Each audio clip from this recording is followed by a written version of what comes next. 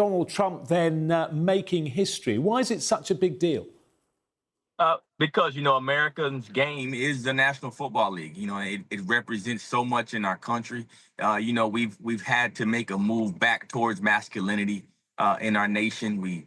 Our president declared, before the nation that there are two genders, and so these things are important to America. It's important for young men and women to grow up loving our country, and it's for the first time at a Super Bowl, kids across our nation will see our president that's a representative of strength, and hopefully the players on the field appreciate it as well.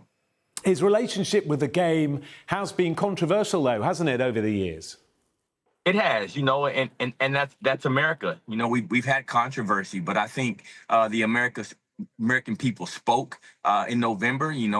Donald Trump won by a landslide, and so many of the people who despised and hated him, 5, 6, 7 years ago, now appreciate what he's doing to our country. He's putting Americans first.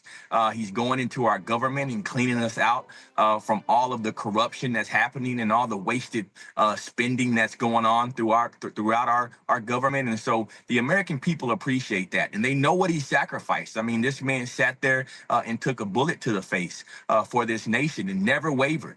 He was attacked and persecuted, and lawfare was thrown at him, but he never wavered. And so that's what he represents. I think it's a new day in America. President Trump calls it the golden age. And I think this is one of those moments where the world will be able to see the strength of the United States.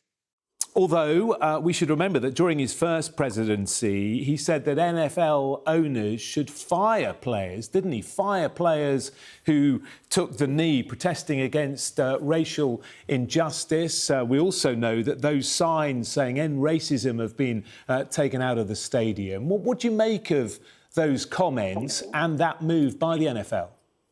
Well, I think the move was good. I mean, we don't need to continue to talk about racism in a country that brings more opportunity than any place on earth. You're always going to have divide. You're always going to have oppression. But in the United States of America, people from all over the world want to come here, and they want to come here because they can pursue the American dream. Donald Trump does not want to remove history from our schools. He doesn't want to remove patriotism from our schools. He wants to make sure that the American flag is respected.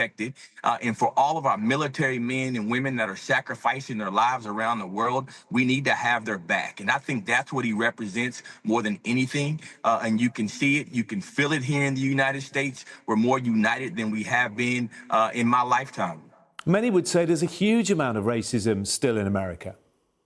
I think there's racism everywhere, but to say there's a huge amount of racism in America, that's a fairy tale. I mean, I live here. I'm a black man. My kids go to school here. I go in and out of prisons and jails and juveniles, and I serve thousands of people across the United States of America. The majority of them are black. And I can tell you right now that if you live in America, you have the opportunity to go to school, get an education, get great jobs. When we have black CEOs of Fortune 500 companies, we have black coaches in every part of our professional sports. We have executives, and our black women are probably more successful than any black women on earth. And so to say America's racist, I think that's a fantasy.